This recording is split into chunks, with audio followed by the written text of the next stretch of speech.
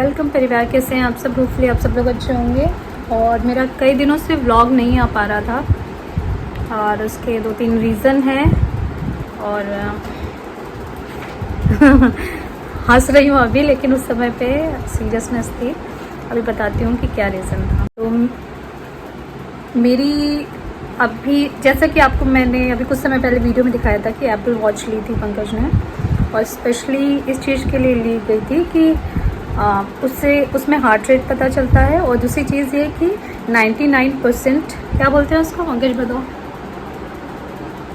कुछ नहीं, वो एट्रियल डिफिब्रिलेशन क्या बोलते हैं, एफib बोलते हैं शायद। हाँ। तो बेसिकली मैंने उसका किसका देखा था, रेमो डिसूजा का देखा था कि रेमो डिसूजा ने को हार्ट की प्रॉब्लम हुई थी, तो उसने वॉच पे देखा था। उसके बाद वो हॉस्पिटल गया और बच गया था। तो वह वैसे कई सारे मैंने केसेस देखे थे। तो ये नहीं है तुम्हारा, जब तुमने चेक किया तुम्हारा तो क्या बताओ उसमें ये होता है कि आपका जो हार्ट के दो ऊपर के जो चैम्बर्स हैं वो सिंक में नहीं है, एक ज़्यादा एक कम है। तो बेसिकली आपको हार्ट की प्रॉब्लम है। ईसीजी में, उसमें ईसीजी होता है। बेसिकली वो उतना एक्यूरेट नहीं होता जितना हॉस्पिटल का होता है, लेकिन तब भी 95% 99% लोग बोलते हैं कि सही होता है। हाँ, लेकिन इसने बोला कि इसकी तबीयत ख़राब है। नहीं, मैंने ऐसा बोला नहीं। मेरा अचानक से क्या हुआ कि मेरी हार्ट रेट बहुत ज़्यादा बढ़ने लग गई। मेरा पहले तो मैंने अपनी वॉच में देखा था कि मुझे हाँ ऐसे दिखा था 115 116। जब ऐसा होता है मेरे साथ तो मैं बस डीप ब्रीदिंग करती हूँ, फिर नॉर्मल हो जाता है। तो मैं वही कर रही थी। फिर वो करते करते डीप ब्रीदिंग कर रही थी, तो जितना डीप ब्रीथ कर रही थी उतना ही बढ़ रहा था।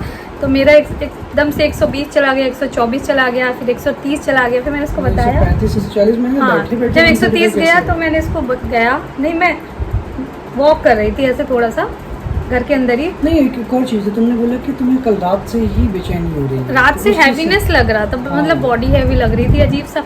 मुझे कभी कभी ऐसा होता है, ये सिर्फ अभी से नहीं, मतलब पहले भी बहुत बार हुआ है मेरे को कई सालों में, कि कभी कभी मेरे को सांस उखड़ने लगती है, थोड़ा ऐसा होता है। वो मेरे साथ शुरू से है। तो थोड़ा थोड़ा हो रहा था, 1-2 दिन से हो रहा था। तो एकदम से 130 गया, तो मैंने इसको बताया। फिर इसने मुझे बताया कि कल रात से इसको थोड़ा सा हैवी लग रहा है, और मुझे लगा कल रात से लेकर अब दोपहर हो गई है और अभी तक तुम्हें आराम नहीं मिला है। तो एक काम करते हैं, पहले तो उसको फ़ोन पे दिखाया मैंने कि क्या है ईसीजी, देखते हैं कैसा होता है, सही है कि नहीं। तो उसका हार्ट बीट 135 140 बैठे बैठे अगर हो रहा था। तो इतना जो कि यूजुअली मैं दौड़ने के बाद या कुछ खेलने के बाद या कुछ करते हो तो होता है, सीढ़ियाँ चढ़ के आते हो तो होता है। बैठे बैठे 135 40 मुझे लगा कोई पॉइंट नहीं है। एक काम करते हैं, डॉक्टर के पास चलते हैं, है ना।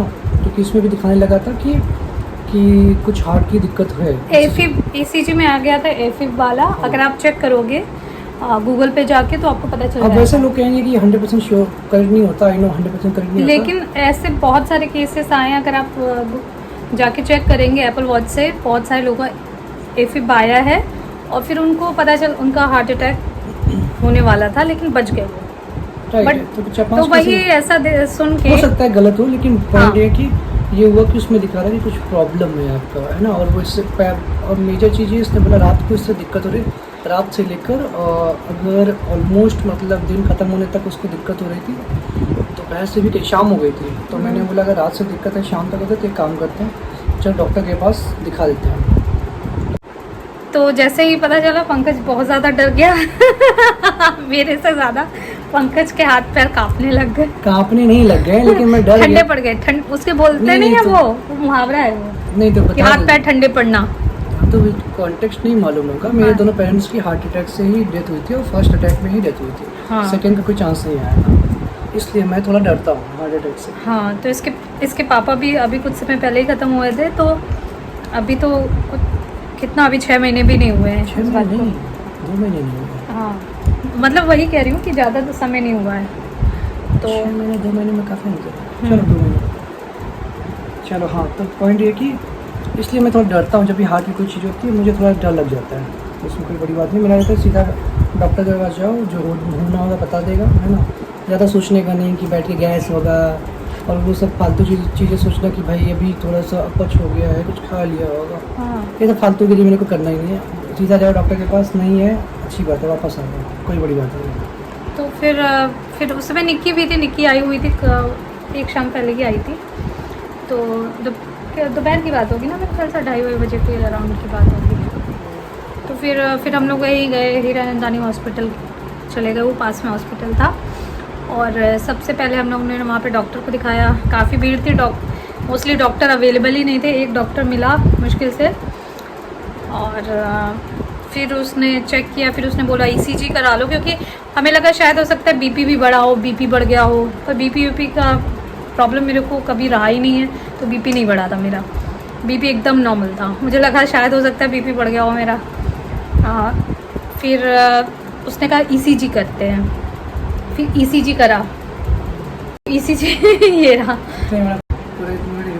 हाँ, जो कि बहुत ही नॉर्मल आया। ECG में कुछ भी नहीं था। हार्ट रेट तुम्हारा इसमें भी एलिवेटेड है। हाँ, उसने कहा हार्ट रेट बढ़ी हुई है। 120 फिर मुझे रियलाइज़ हुआ कि मेरी बॉडी अंदर से मेरे को बहुत गर्म लग रहा है और ठंड लग रही है।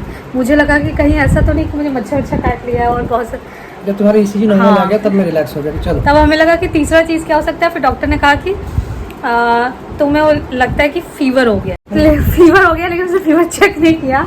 तो हमने कहा ठीक है चलो घर पे जाके चेक करेंगे। और कुछ भी नहीं था, सब नॉर्मल था। एटलीस्ट जो मेजर वाली चीज़ थी कि हाँ ऐसा कुछ हो सकता है, वो चीज़ नहीं थी, नॉर्मल थी। तो हमने कहा चलो ठीक है घर पे चलते हैं और फीवर चेक करते हैं। तो घर आए, फीवर चेक किया तो मुझे 101 फीवर था। और मुझे रियलाइज़ ही नहीं हुआ था कि मुझे 101 फीवर हो रहा है। तो फिर वही है, फीवर की वजह से मेरी हार्ट रेट इतनी ज़्यादा बढ़ी हुई थी। तुम आते ही सो गए फिर जल्दी। हाँ, थोड़ा सा पट्टी किया गया तुम्हारा? आई हाँ, पहले तो पट्टी किया, फिर दवाई लेकर आया पंकज, फिर दवाई खाई, कुछ खाया, दवाई खाई।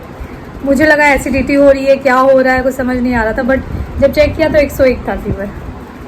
तो बस फिर वो उसी में पूरा दिन निकला। अगला दिन भी फीवर की वजह से मुझे कमज़ोरी बहुत ज़्यादा हो गई थी।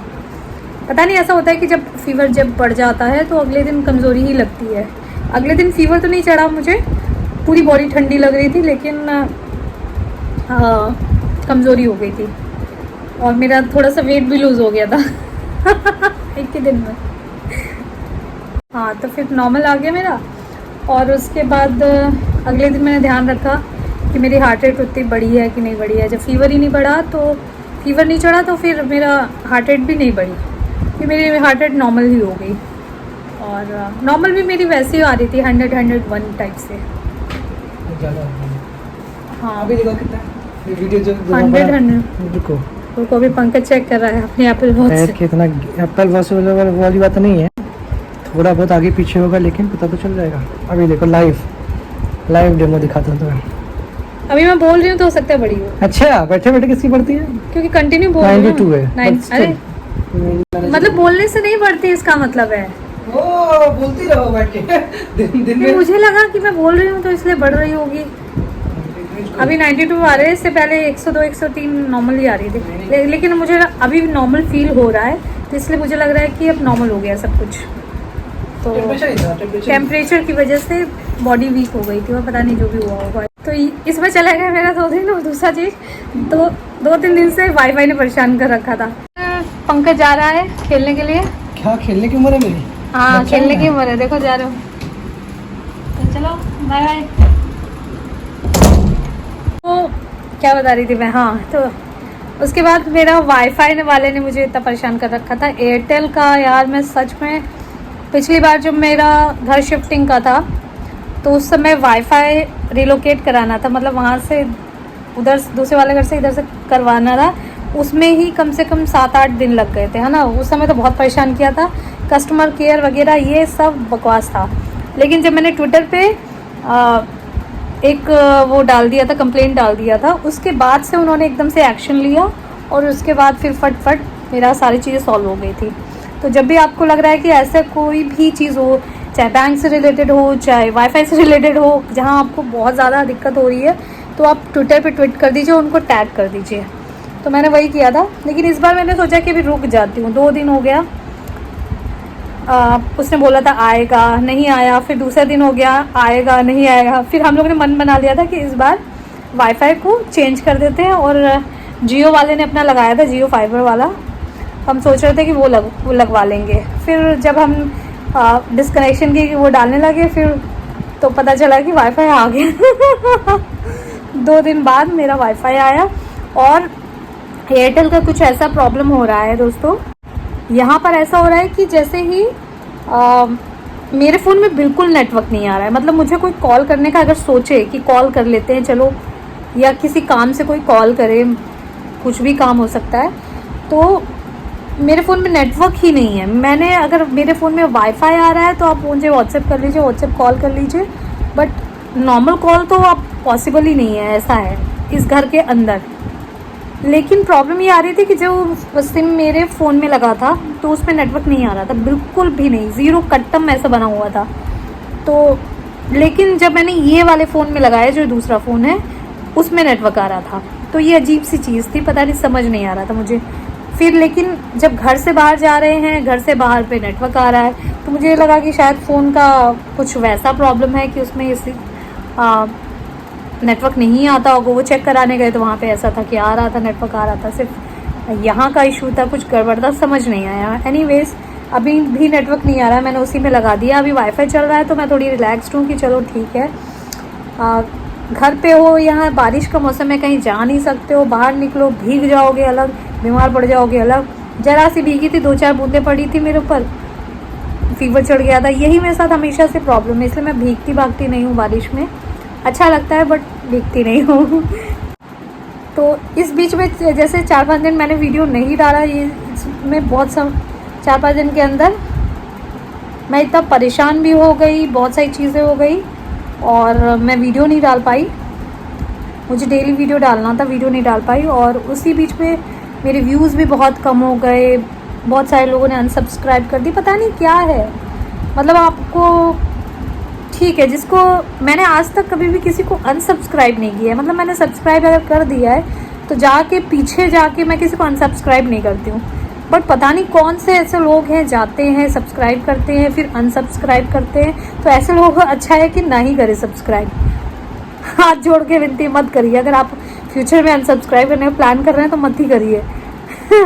तो खैर मेरे को और अजीब लगा कि बाप रे, मैंने 4-5 दिन नहीं डाला, मेरे सब्सक्राइबर एकदम से 8-9 सब्सक्राइबर भाग गए। मैंने कहा ये क्या है। फिर मैंने सोचा कि छोड़ो, जाने दो, जो जा रहा है उसको जाने दो, जो टिके हुए हैं ठीक है, मैं ठीक हो जाऊंगी। पहले मेरे पास थोड़े बहुत तो कुछ वीडियो पड़े थे कि जोड़ के मैं उसको एडिट करती, लेकिन मैंने पहले सोचा कि जो चीज़ है अभी चल रही है, जो माइंड में चल रहा है उसको पहले मैं बताऊं, बाकी सब बाद में। ऐसे नहीं कि हंसी खुशी दिखा रहे हैं, हंस रहे हो, खुश हो रहे हो, नहीं है, चीज़ें गड़बड़ चल रही हैं, इसीलिए मैं बता रही हूँ कि ऐसा हुआ है और ये मैं आपके साथ शेयर कर रही हूँ। दैट्स इट, और कोई रीज़न नहीं है इस वीडियो को बनाने का।